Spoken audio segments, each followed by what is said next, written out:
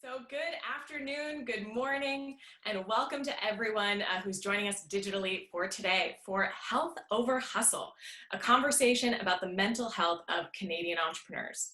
Bonjour et bienvenue à tous.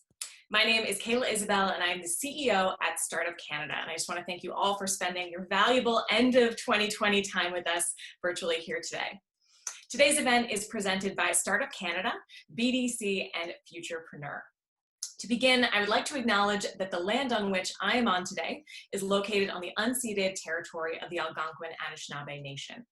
We also acknowledge with respect the diverse histories and cultures of all Indigenous peoples of this country. I encourage you to take a moment to acknowledge the traditional territory that you are residing on today. Since launching in 2012, Startup Canada supports entrepreneurs to start, operate, and scale businesses that help build a better Canada for the world today and for future generations. And this mandate has never been more important. COVID-19 has impacted the mental health and well-being of so many Canadians, especially those within the entrepreneurship community. The pandemic has, without a doubt, put significant pressure on entrepreneurs who feel more stressed, more anxious, hopeless, and isolated while managing the challenges of being an entrepreneur in a regular environment. Today's webinar is bringing together a fantastic panel of entrepreneurs who have all had to deal with the mental health challenges that they've faced within their entrepreneurial journeys in many different ways. And they'll be discussing how they dealt with these challenges and how they have been working to overcome them in the past, present, and what strategies they have for their future. We're also going to be opening up the floor to audience questions and hope to have a really interactive and engaging conversation with everyone joining us today. So this is very much meant to bring your questions to our panelists and to our subject matter experts today. Vous pouvez poser les questions en anglais ou en français. So you're welcome to ask questions in either English or French using the chat function you'll see on the right side of your screen. Subject matter expert Dr. Joaquin Poundja, the psychologist at the Douglas Mental Health University Institute, is also here today and will be taking part in this Q&A portion. So you'll get some great perspectives from both Dr. Poundja and from the entrepreneurs we have here.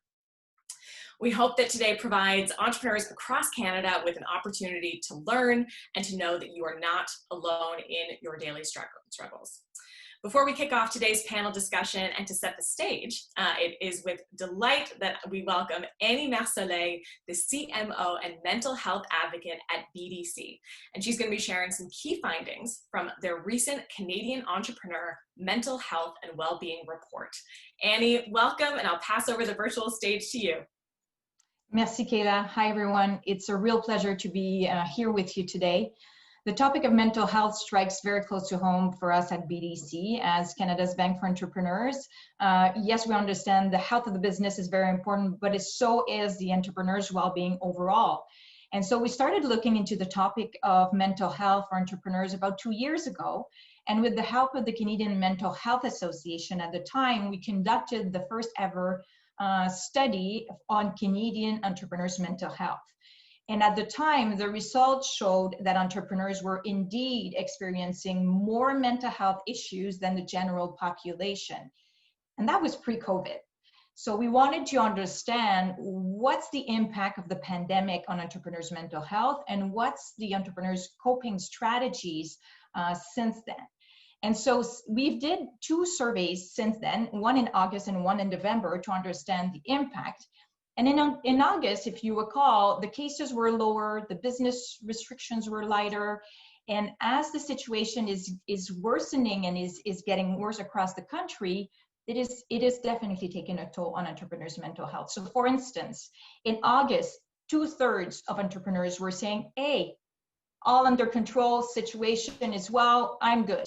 In November, that's 57%. So a drop of 7 percentage point in just a few months. In August, 40% of entrepreneurs were saying, I feel depressed at least once a week. And now it's 47%. So almost 1 in 2 entrepreneurs are feeling depressed once a week. And we constantly see that for certain types of entrepreneurs, think women entrepreneurs, visible minority entrepreneurs, and those businesses that have not fully resumed, they consistently face more mental health issues.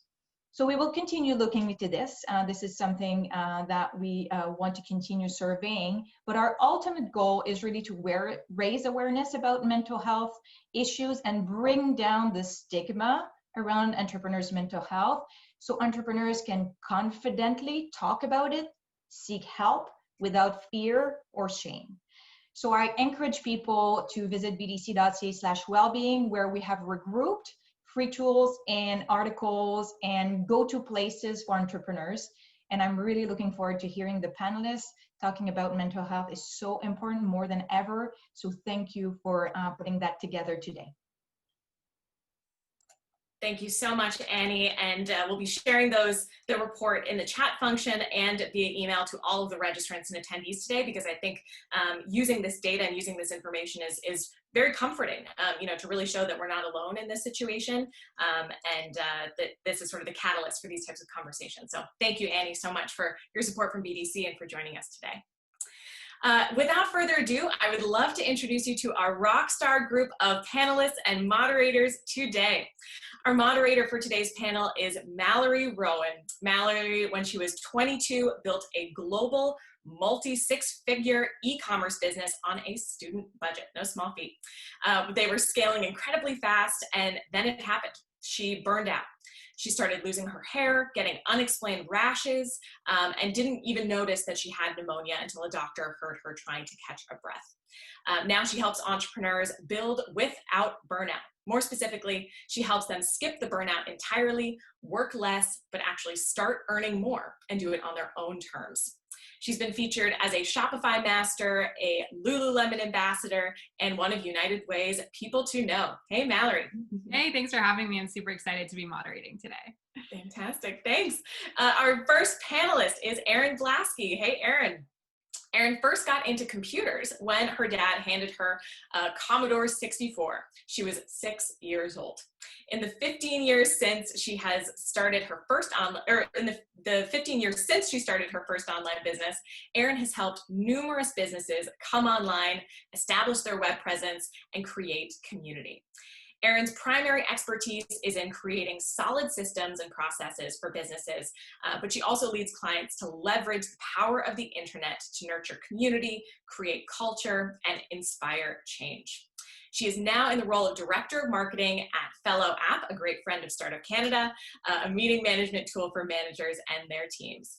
Erin is also a huge mental health advocate, having dealt with her own challenges of burnout. She believes that we collectively need to find better ways to support entrepreneurs who are in crisis due to stress, anxiety, and overwhelm, and need to find a way to reduce the stigma so that entrepreneurs don't feel silenced. Welcome, Erin. Thank you so much for joining us and sharing your story today. Yeah, thanks so much for having me. I'm excited.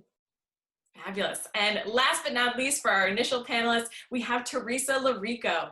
Teresa is an award-winning social entrepreneur, creator, leader, speaker, and producer of the Miracle Morning movie.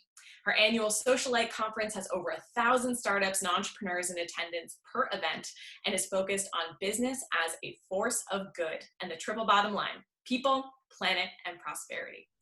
Socialite has impacted thousands and has been featured in Forbes, called a mecca for emerging entrepreneurs. After a life-changing accident and miracle of being hit by a bus and surviving, Larico's message is one of faith, resiliency, and the soul's magnificence. I love that. She is passionate about personal growth, well-being, increasing female entrepreneurship, woohoo, and financial literacy and mental health. Welcome, Teresa. Thank you. It's so awesome to be here with you all. Fabulous. So let's dive right in. I'm going to pass it over to you, Mallory, to kick off our wonderful panel and learn more about everyone's stories. Over to you. Awesome. So I'm really excited to be leading this today. I'm really big on let's be real, let's get raw, let's talk about all of the stuff that people aren't talking about, because that's how we really change the conversation. So that's what we're going to be doing today. And I know Erin and Teresa are with me on that one. So it's going to be a really fun conversation. So if you have questions, try to hold them for the end. I will try to watch the chat if there's anything that's a really great follow-up question, but otherwise you guys will have that opportunity at the end. So to dive right in, as an entrepreneur, obviously you wear all of the hats, which also means all of the responsibility, right? So I would love to know, like, what stressors have had the biggest impact on your mental health? And looking at this from both what's the day-to-day stuff that really is what's stressing you out? And do you have like, a monumental event or time that you always remember as like, that was the most stressful point for you? Erin, do you want to go first? Sure. Yeah, it's funny. As soon as you asked that question about the moment and then also the day to day, it all comes flooding back into the body so fast. So You're it's like starting to sweat. a little bit. Okay, so maybe I'll start with the moment and then I'll talk about the day to day. Yeah. Or actually, you know what? I can't talk about either without them being intertwined. So let's just talk about it. So for me, I think, now I have hindsight, and hindsight is really great because you can look back and you can sort of see a lot of the decisions that you made and a lot of the steps that you took to get you in a specific spot. So for me, when I look back at, what led me to the moment, which I'll talk about, it really was a lot of not really setting myself up for success. So I created a business model, for example, inside of my own company that wasn't necessarily serving me the best. It was actually serving my clients really well. They were getting, quite a bit from me, and I wasn't really charging properly. And, so I was having to work a lot and really not have a whole lot of downtime or self-care time. And I was young, like I was 21 when I started my company. And so I didn't have a lot of mentors. I was trying to figure it all out.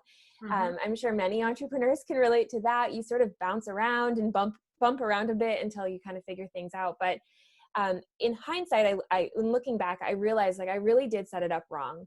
I set it up where I was having to work 20-hour days. I was pouring my entire self into the business. My personal relationships were suffering. I was so obsessed with the idea of work and hustle and putting the time in and making money. And, all of these things were just like the focus that I sort of lost track of a whole bunch of other things. And I think, those small moments, it's really hard to identify that you're in those moments when you're in them, especially when the most important thing at the time does feel like your business. Like it's, it's your baby, you want it to do well, you want it to grow. It's really hard to look outside of that and say, wow, there's these other things I should probably put some attention on. And this was like the way I operated for 11 years, heavily focused, not really paying attention, not listening to the whispers, not listening to the small things that were signaling to me and my body and my well-being that I wasn't doing well.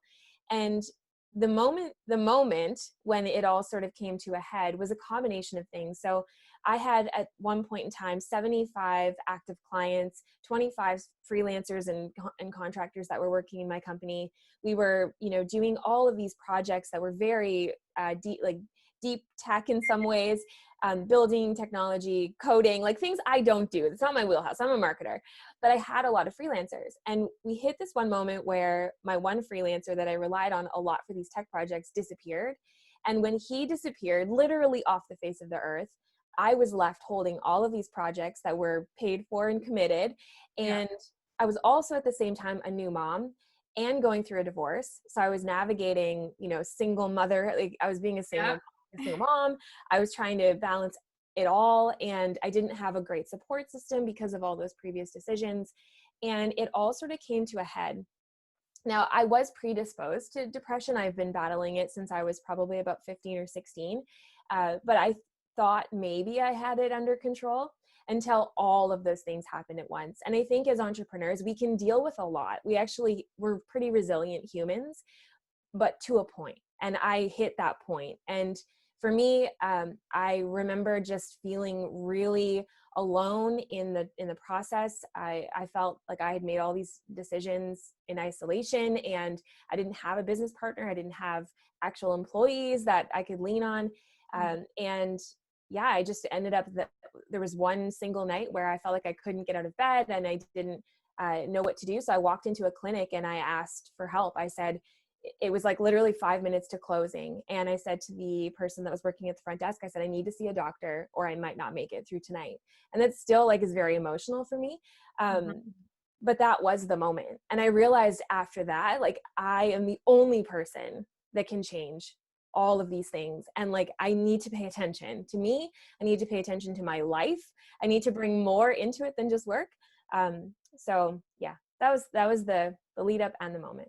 Yeah, and I think that's such a common narrative that we don't realize how much everything is like holding on by a string because we're so used to pushing through and keep going and, you know, adjusting so quickly that when something comes out of left field that we weren't ready to adjust for, everything crumbles. And I think especially with COVID, and I know for parents, I have a lot of friends who are moms and entrepreneurs, and I think it's, you know, you're really just barely holding it together, but you don't even realize because you're so used to that state that one thing goes and you are like done, right? So thank you for sharing that story so openly too.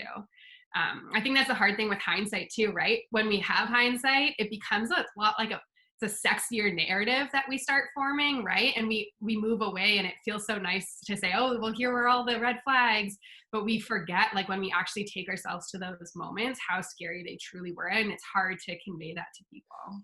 Absolutely. Yeah. And Teresa, what about you? I want to know, like, what was the scariest moment when it came to your business and like doing something that just was the most stressful decision you've ever made? Yeah.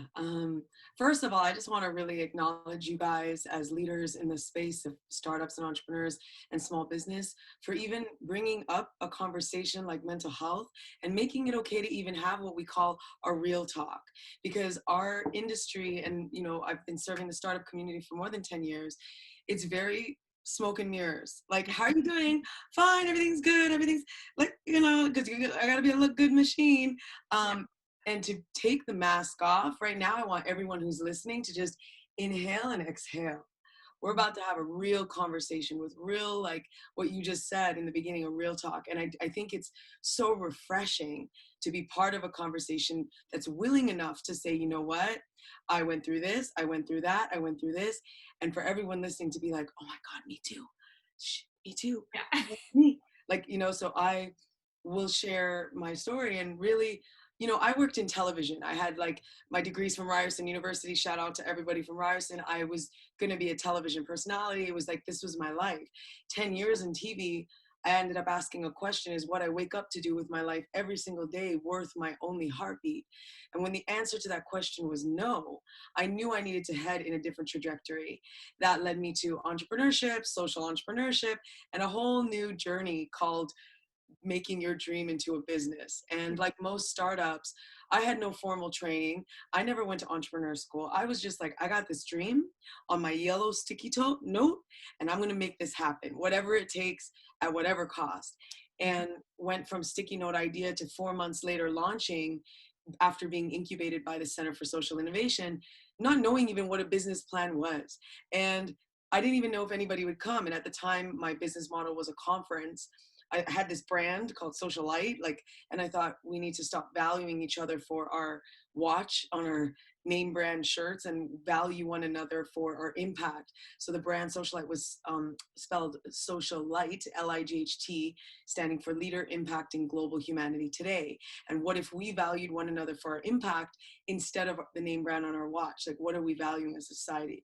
I launched as a conference because I was like, this is a cool business model. Yeah. And then 4 months later, you know, 1,000 people came, Richard Branson opened, and I was like, oh my God, this is amazing. And again, not knowing anything. And I've made every mistake that you can possibly make in the entrepreneur book. Like, I sold my $1 million condo. I hired my friends, which you don't hire your friends. I didn't even know what a profit and loss statement was or what EBITDA. Tanya Sermon, who's the founder of CSI, who was a mentor at the time, said, honey, are we in the black yet? And I'm like, black? Like, you mean a black dress? Am I in a black dress yet? Like, I had no concept of fundamental business practices, which now 10 years later, obviously I know, but back then I was embarrassed to even say I didn't know those things. I was just building a dream. And I think the biggest moment for me that was like, uh-oh, like this is a wake-up call. I thought being an entrepreneur meant going all in, working really hard, and like I would wake up, work on my laptop, and then faint at night over and over and over and over again, and was just so committed to my movement and what I was building that I didn't know any better. I wasn't eating right. I wasn't exercising. I wasn't spending time with my friends. I just was like, this is going to happen, all in or nothing. And I did that for years. And then I was so busy that I had expanded my business to now 2 cities, having staff in 2 different cities, learning systems and all that kind of stuff. I was also signed on to produce the movie Miracle Morning. So I was in a city a week, filming with my crews, running 2 startups. And then I came home on Easter Sunday just to say thank you to my parents for loving their crazy entrepreneur daughter. And I went to Easter Mass at St. Michael's Cathedral, which is my church. I went a second time just to say thank you to God for everything. And right after that, I woke up in a hospital room, and I was like, there was nurses and doctors with masks all around me. And I was pretty angry because I was like, excuse me, where am I right now? Like, where am I? And the nurse with the mask looked at me like, you must be joking, right? And I started yelling. I'm like, no, where the am I? Like, where am I? And then she stopped and she goes, ma'am, you got hit by a bus. And I remember lying there in my bed being like I didn't know at that point, do I have legs? Do I have a brain? Like, what do you mean? Like, I didn't know how to react to, you got hit. So much processing, right? It's like, what? And so then ended up finding out 7 days later that I had 8 broken ribs, frontal lobe brain trauma, that they brought the body bag because I was crushed underneath the bus. And then they found a heartbeat and rushed me to St. Mike's. And I think when you are in that moment of like, it took a bus to stop me, right? And I hope to God it doesn't happen to anyone else. And I couldn't walk or talk or breathe. It took 24 medical people around me for 2 years to be able to even have a conversation like this. And so I am so grateful to be alive. And I am hoping that this panel today supports everyone who's listening, that it doesn't take something like a bus to stop you, and that you get tips today. I'm about to share some really great wisdom and insight and tips that are applicable right now that I wish someone taught me. And I wish I had those tools and resources. So that was my moment, was getting hit and surviving and having a miracle happen to me on Easter Sunday, getting hit by a bus. It's crazy. And like, just to see you now, first of all, you would never know that backstory, right? Like looking at you and hearing you. And I think it's so beautiful to see like this energy that you have for life. And I really love how you bring that to the table. And I really thank you for sharing that story, because like I said, people would never know that that happened to you, right? You are healthy now, you are thriving, and it's important for people to peek behind that curtain. And I can't. And especially know that I went through depression, that I went from A-type entrepreneur to bedridden, crying my eyes out, supervised by medical, like brain, like anybody who has a brain trauma.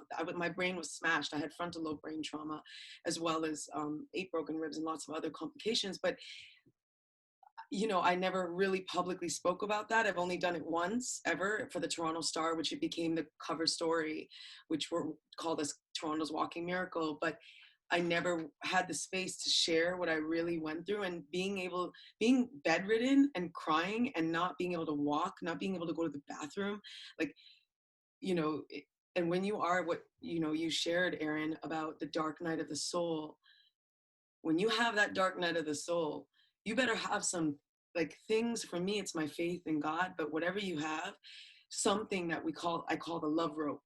And everybody's going to need a love rope at some time. And you're either going to be asking for that love rope, or you're going to be throwing that love rope at someone. And for me, it was my faith. And I was just like, this is way too heavy for me, God.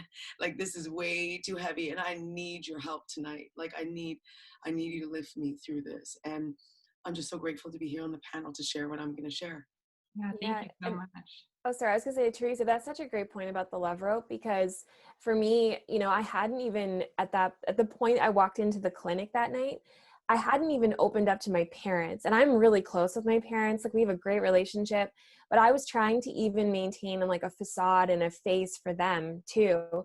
And I had actually, like, right before going to the clinic, I had gone out for dinner with my family. And I remember sitting at the restaurant at the table and feeling like the walls were closing in. And the only thing I could do was actually look at my dad. And I was like, Dad, I just need your car keys. Like, 'cause he had drove over, and we came thankfully with someone else, so my dad could get a drive home. And I literally left there, got in the car, was in hysterics, drove to the clinic, and then my parents were at my house when I came back from the clinic. And it was that moment that I literally like walked in the door and broke down completely, and actually allowed them to like see what was under the surface. And it does, those moments are so, they're so pivotal to just being so much more open and honest with the people that are sometimes the closest to you.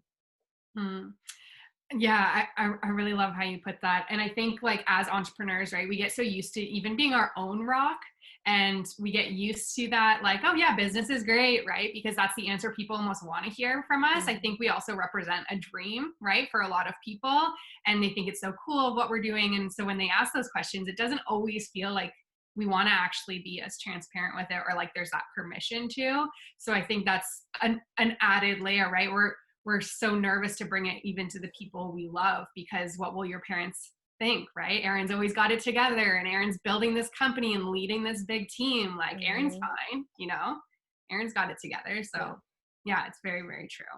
Yeah, and I think one of the biggest things that I learned, in addition to what Erin's saying, is like the mask off.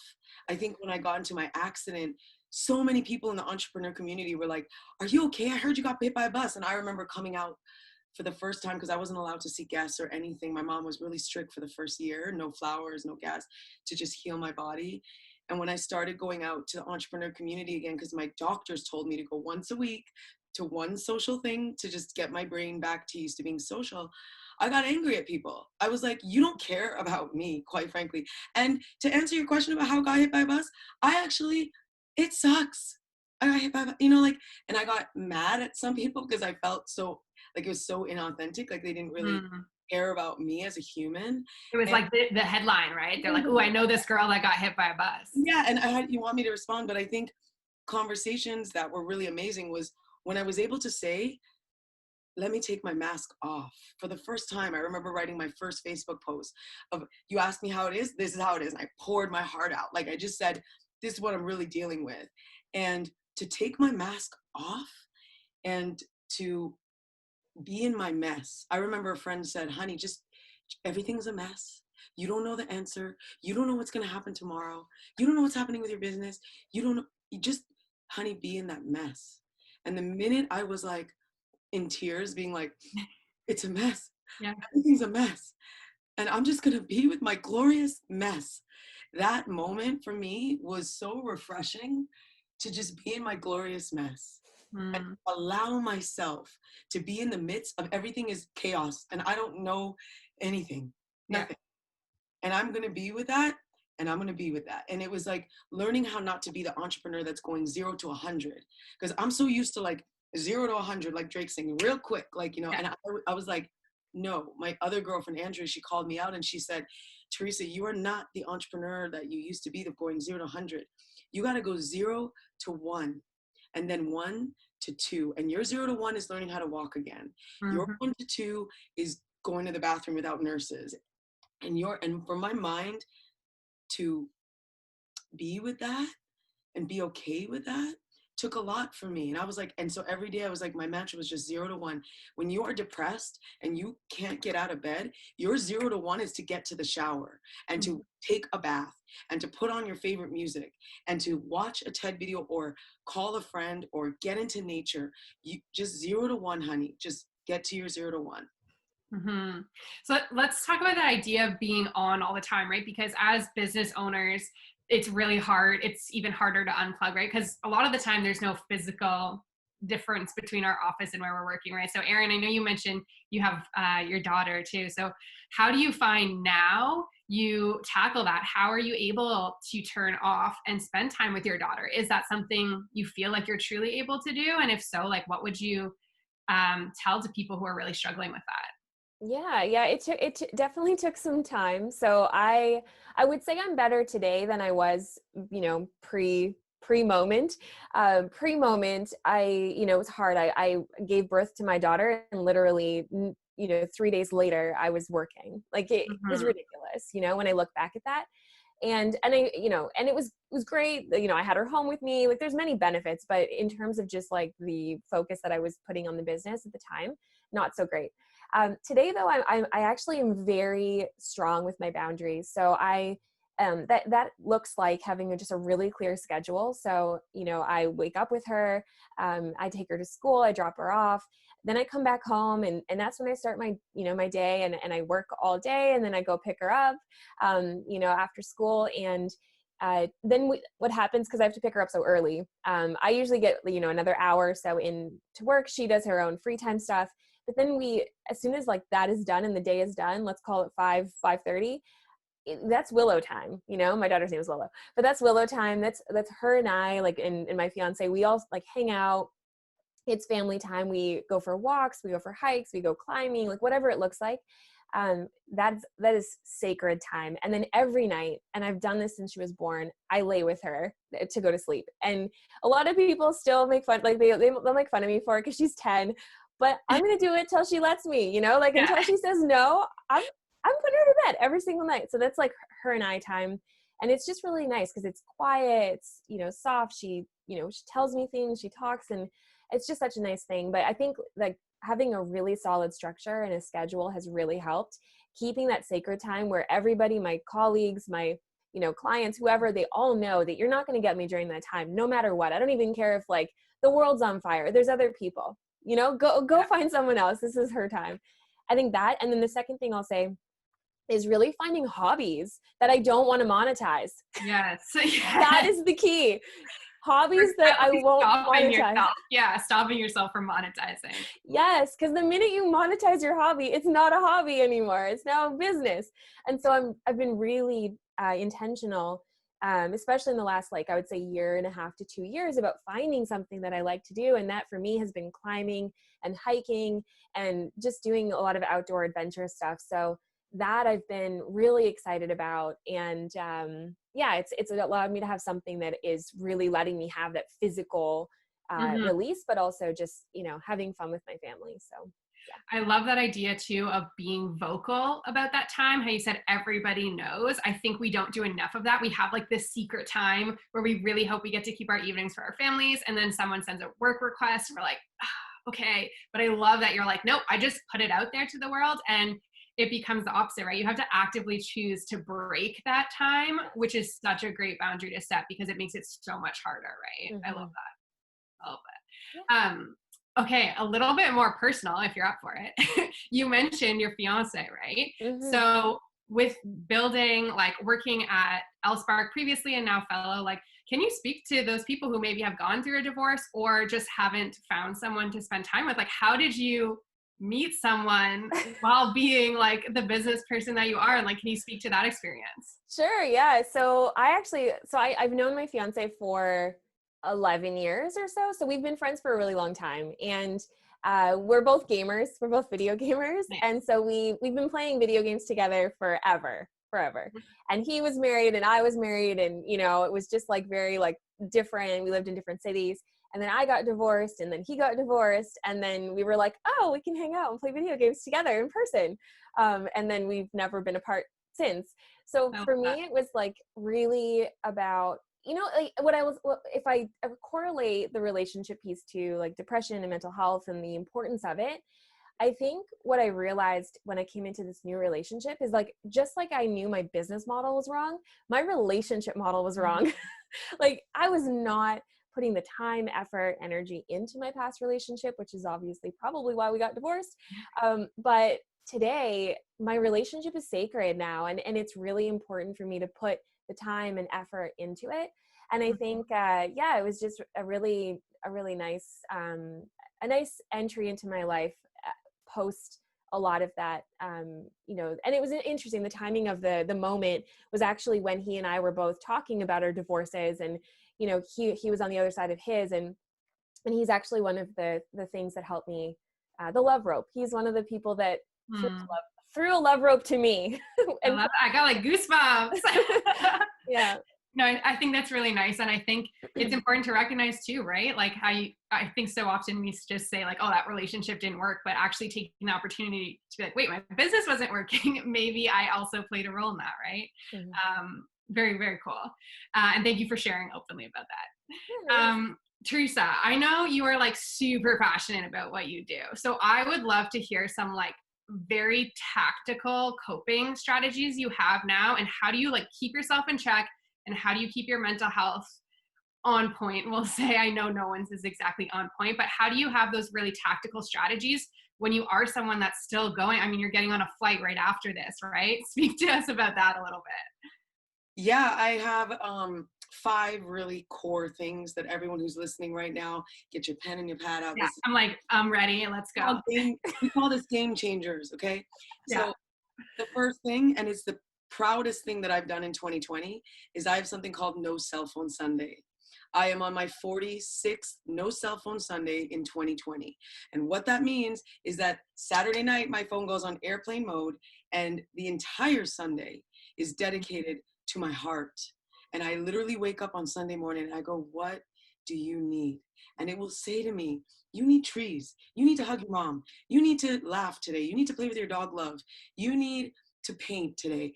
And whatever my soul needs, the entire Sunday is for that. Whether I go to church, go family, whatever. And it has helped me maintain my mental sanity through a global pandemic, through a global revolution, and launching my first movie with thousands of people, like, you know, and I've been able, with no, like what she said, boundaries were very set for me, like absolutely unequivocally not no cell phone Sunday. So that's number one. Number 2, the miracle morning. Having a morning routine not only scientifically will transform your life, but it is proven that if you do what we call the miracle morning formula.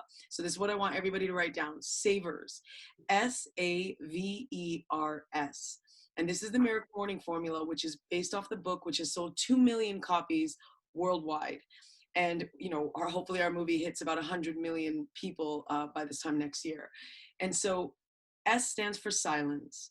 This means waking up, either feeling your heart. For me, I pray, whatever it is, but silence. I practice transcendental meditation, which is also the meditation practice of Oprah Winfrey, for 20 years. So 20 minutes of meditation in the morning, 20 minutes of meditation at the night. Now I'm still learning and practicing because it was my birthday gift in September, but transcendental meditation is amazing. So next is affirmations. What are you saying to your mind and your subconscious mind? So we have 3 mouths: mouth number 1, mouth number 2, and mouth number 3. What are you feeding your 3 minds? Make sure that they're eating well. Next is V, which stands for visualization. If you want to drink more water, which most people struggle with drinking water, if you put water on your screensaver, water is your passcode, water on your washroom mirror, do you think you're going to drink more water? 100%.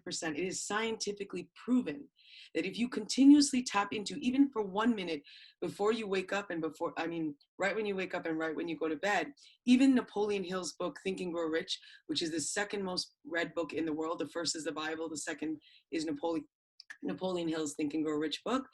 They talk about saying, you know, thinking about what you want and saying it when you wake up and when you go to bed at night. And then E is for exercise, which stands, you know, cardiologists recommend 30 minutes of exercise a day, which getting out into nature, hugging a tree. My name is Teresa, so we make a joke for Teresa. I send hugs through trees. So like grounding yourself, amazing.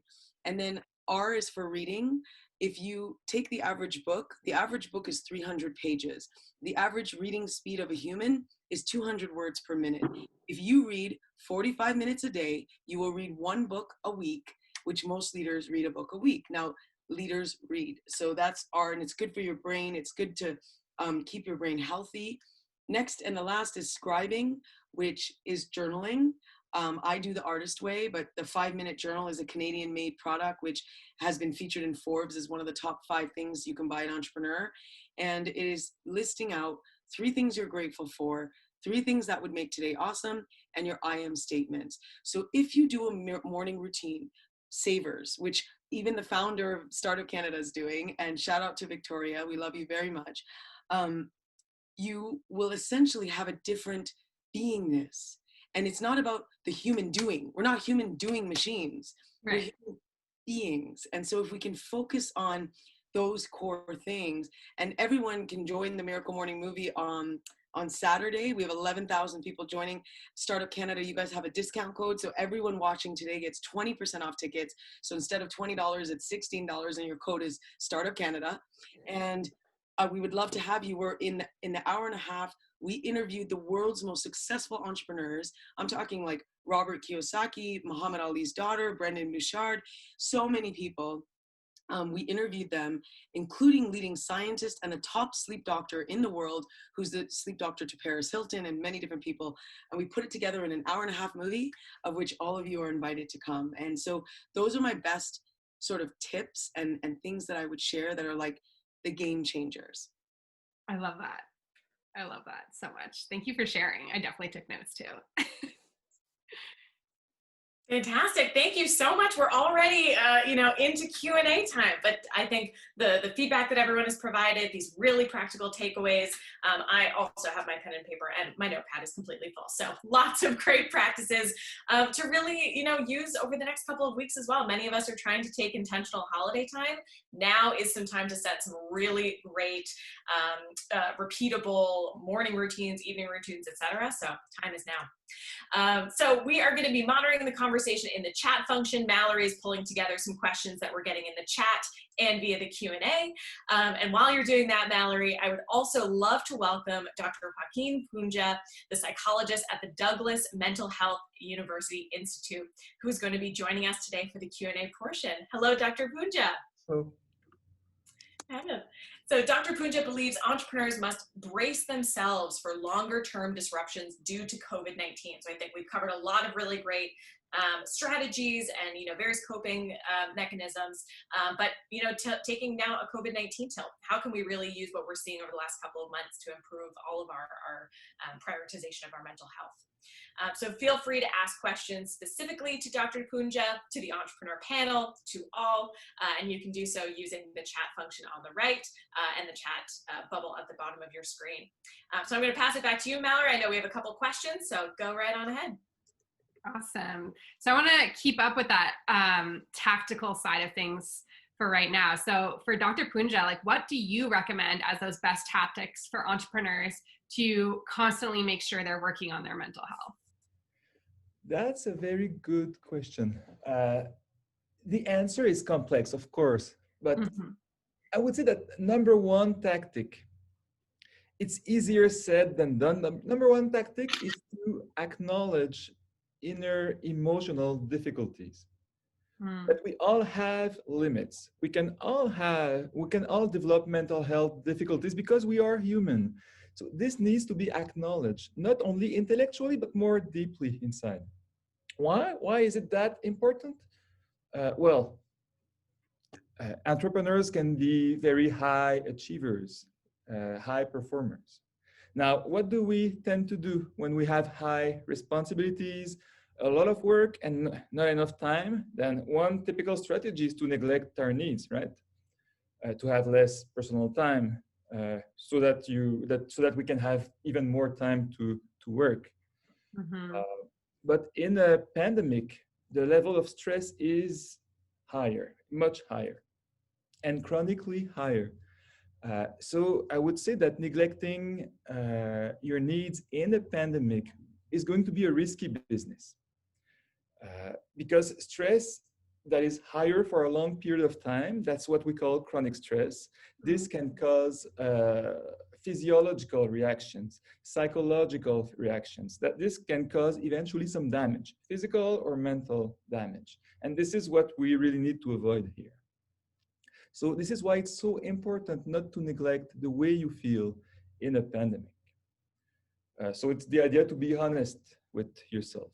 And if you feel some emotional distress, if you have some symptoms, to spend some time to address these difficulties. So tactic number one would be to acknowledge, to be honest with yourself, to acknowledge difficulties, to remember yourself that you're human like everyone else. I love that. And I think that's why, panels like today are so important, to see other people acknowledging it. Gives us that permission to acknowledge it ourselves, for sure. I know for myself, when I burned out really bad, it got to the point where the physical things were really what made me wake up. But looking back, right, we talked about hindsight. being so wonderful, it was easy to see more like mental, emotional, and energetic things that I just wasn't even associating as red flags or triggers. So as much as we're all different, like what kind of red flags can people be looking for that maybe they're not even paying attention to, things they might be feeling or thinking that really is a red flag that, okay, we got to make some changes?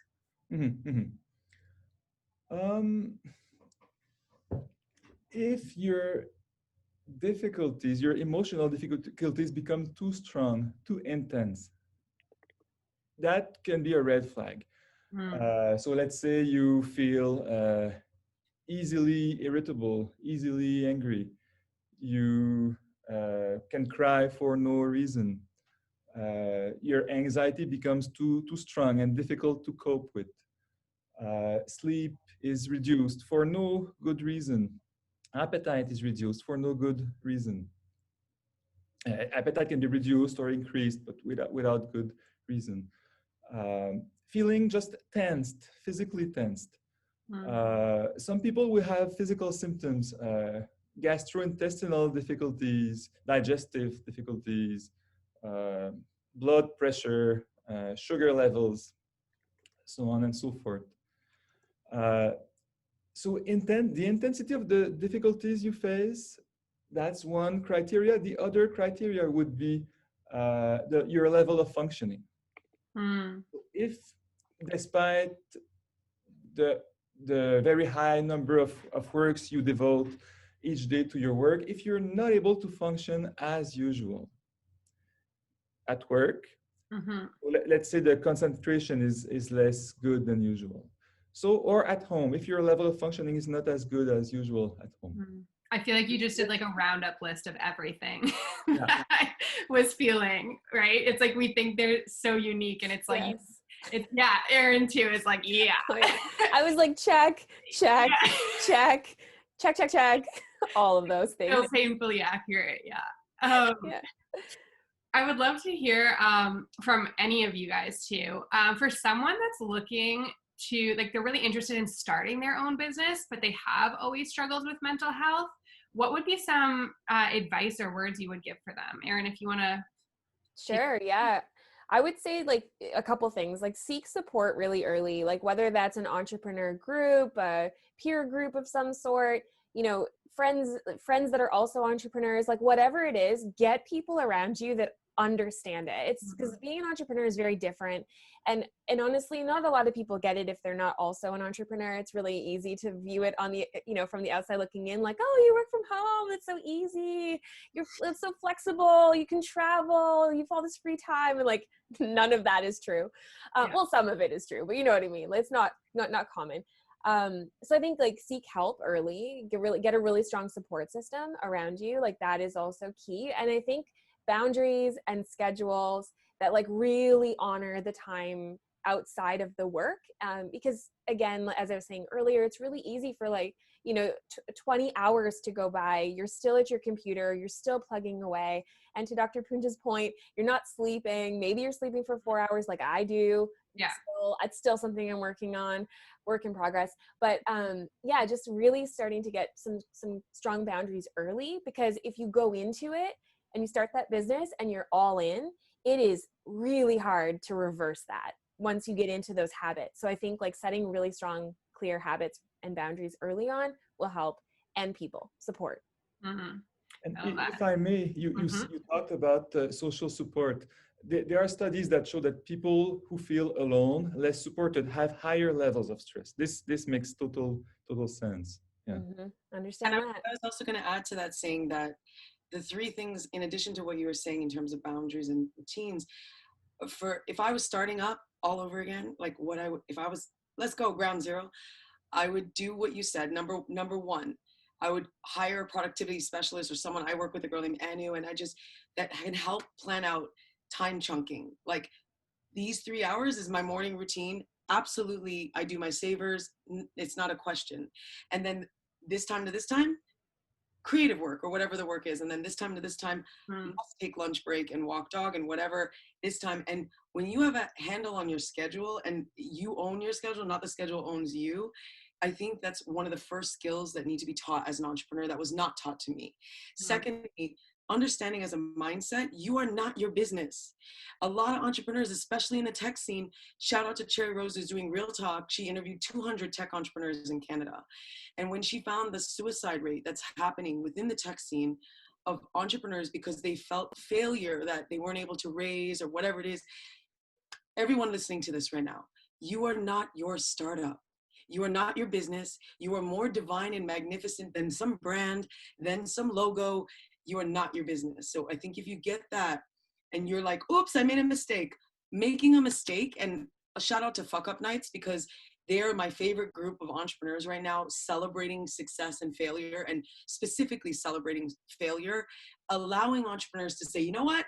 I messed up. I couldn't pay rent. I did this. I did it. And the space to even talk about that I messed up, it cultivates a new shift of what we're talking about and what we're celebrating. And when you celebrate failure and give the space for entrepreneurs to like breathe, and it's okay, you failed. You don't have to go kill yourself. You don't have to, like, you're not your business. And I think understanding that and giving yourself space to make mistakes in the early phases is a great thing to celebrate. And if you can cultivate that in addition to a morning routine where there's silence, affirmation, these habits that will fill you up so you can do this thing called be an entrepreneur. You fill yourself up first, and then you face the planet and the world before, don't pick up your cell phone first thing in the morning. That one thing, there's a book called The One Thing. If you just not pick up your cell phone as soon as you wake up, because what you're doing is you're putting yourself in reactive mode and you haven't even got out of bed yet. Like, fill yourself up and then react, to the world or whatever it is. But going back to you, Dr. Yeah, I think that's such a good point. Especially, Dr. Poundja mentioned when we're alone, and you don't realize how much of as life as an entrepreneur, as much as you're like coordinating with all these people, like you often are very alone, and like recognizing that and seeing what you need. And for example, like I've been really active on my weekends, especially with quarantine, going out and doing things. And sure, I'm not like, surrounded by people, but just even going to a different coffee shop every weekend to support has been such a thing to look forward to. And, I'm someone who did get a COVID puppy, but for me, like as someone that works from home at all times, like I'm so looking forward to that continued relationship because my partner is in real estate. And so he's in and out of the house all the time, and just recognizing what we need. And there's a question here I really love too, because, I felt like I had a leg up at the start of quarantine being someone that works from home, even things like I have a good office chair, right? Because those are things like we've invested in because we're used to working from home. And so there was a question that came up with everyone else working from home too. Are there sorts of team practices, Erin, maybe since you have a team, you could speak to this, to keep each other like accountable, motivated, but also just making sure people are genuinely okay, because it's so easy to hop on Zoom and be like, yeah, I'm great, and move on to the next thing, right? So do you have anything with your team that you've been using? Yeah, for sure. So at the beginning in the intro, I was mentioned I work at a company called Fellow. No sales pitch here, but essentially it's a meeting management tool. The reason I say that is because our main people that are our main users are managers. These are all people dealing with teams, and most of them all went remote post-pandemic. And I felt like you, Mallory. I felt like I had a bit of a leg up too. I worked remote for 14 years. The reason I took a job again, like a job, 9 to 5, was because I wanted to work with humans, because I didn't want to be alone. And now I'm back in the home office. So it's a little ironic, but anyway, it's beside the point. But for me, when we moved into pandemic, our demographic of managers, myself as a manager of a team, the first thing we needed to do was shift from like productivity, projects, the doing, and we literally needed to shift into empathy, compassion, and keeping a really close line to our teams, and the people on the team. And so for me, that looked like implementing a daily stand-up meeting. It was huge, even if it was for just like 10, 15 minutes in the morning. You hop on. It's a reason to get up. It's a reason to put on, maybe you get dressed. I don't know. Like we don't have to get dressed or not, but it's a fun reason if you want. Yeah, exactly. So we had the daily stand-up, super helpful. We implemented a company-wide all-hands meeting every Friday, so everyone in the company gets on a Zoom. We do like really fun, every once in a while, fun social things. We had a magician actually do a Zoom like magic show, which was really cool. We've done an escape room on Zoom. That was really fun. So I think it's really important, but I think I could summarize all of it by just saying that you need to be intentional. So it's about the intentionality of it. And I wrote a whole article on like the transactional nature of remote work and how when you go remote, it becomes this thing where it's like inputs, outputs, and it's easy to forget that other people on the other side of the screen are humans. And it's sort of simple to sort of slide into this thing where that like they feel like computers and it's like productivity output. So just doing small things, like instead of in the morning on Slack saying, hey, where are we at with blah? It's like, hey, how are you doing? Hey, how was your weekend? You know, pause, spend some time. To Teresa's point, we're not human doings, we're human beings. So like connect, touch in with like connect with other people, and then you can move to the work. So I think it's intentionality, the regular touch points, and just remembering it's not transactional. Like it can't be that. I love that. I would add to that too, because I have 5 companies. One is a movie production company, and like that has 5 teams within it, and one of the big game changers for me was a platform called Notion. And Notion, because I didn't learn systems until like year 5 of my company, and like I was like, oh, you're supposed to systemize everything and you're supposed to have Google, like I didn't know that. And we were all using the Asana, Slack, all that stuff. And I think Notion was a really great platform. And Pomodoros are amazing for productivity and focus. So it's 20 minutes of hard focus without checking your cell phone and doing like, you just do 20 minutes of whatever you say you're going to do. Pomodoros created a really great support technique, I guess you would say. And also knowing how to press the reset button.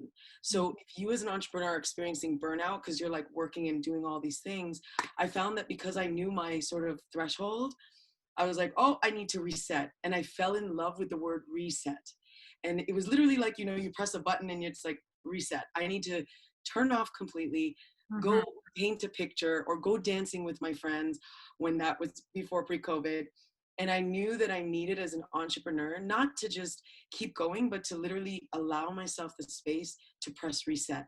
And whatever your reset is, whatever that button is, allow yourself the space to discover what that is. It might be spending time with your daughter. It might be hugging your husband who's doing real estate and getting into real estate for a little bit. It might be baking pies with your mom. Like whatever it is, become friends with the word reset and allow yourself to press that button whenever you need to. I love that.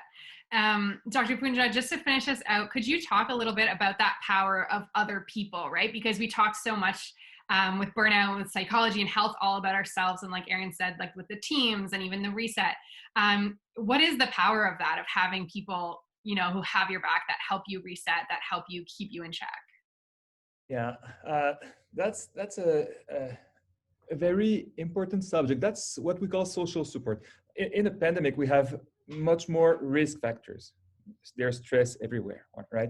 And we have much less protective factors, less contact with people, with friends, with family, so on and so forth. And social support is one of the strongest protective factors.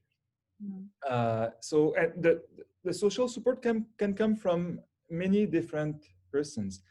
For example, this current conference will bring some social support to entrepreneurs. And that's why I like to participate in these kinds of events. Social support can come from other entrepreneurs, people from your own company, family members, significant other, so on and so forth. But that's one of the strongest protective factors is social support. And it's very, very important for mental health. Yeah, I love that, because so often we talk about what do we do after, right? But I love that idea of like protect yourself ahead of time. And I would just also add to that, as someone who got hit by a bus and didn't have a lot of that social because I was isolated, to remind people that adversity is a treasure hunt to your soul's gold. No matter what adversity you're facing, you would not discover how strong you are, how resilient you are, all the magnificence that's inside of you, had you not been given whatever you're facing right now in your life. And so for everybody who's listening, I know COVID is kind of like a bus hit all of us, right? But that we will get through all of this together, and that you will rise, and that there is gold inside of you that you have not discovered yet. And that strength is being brought out because of whatever adversity you may or may not be feeling. Fantastic. Thank you so much on that great note to end, Teresa. Thank you to our incredible panelists, to Dr. Poundja, to Mallory for your incredible facilitation. Erin, Teresa, thank you so much for joining us today. We are right on time at 1:00 p.m. I want to thank everyone for joining us today, everyone who will be joining us virtually watching the recording of this video. Hopefully these tips can serve you today and moving forward within your entrepreneurial journey. To our partners at BDC and Futurpreneur, thank you for supporting this event and for this incredible conversation that we need to continue to have. And as COVID evolves, as will this conversation and the supports that we as entrepreneur support organizations can also sort of manifest. So thank you everyone for joining us virtually today. Thank you so much, Annie, for joining us at the beginning, and looking forward to diving in more into the BDC survey results. And have a wonderful rest of your Thursday, everyone.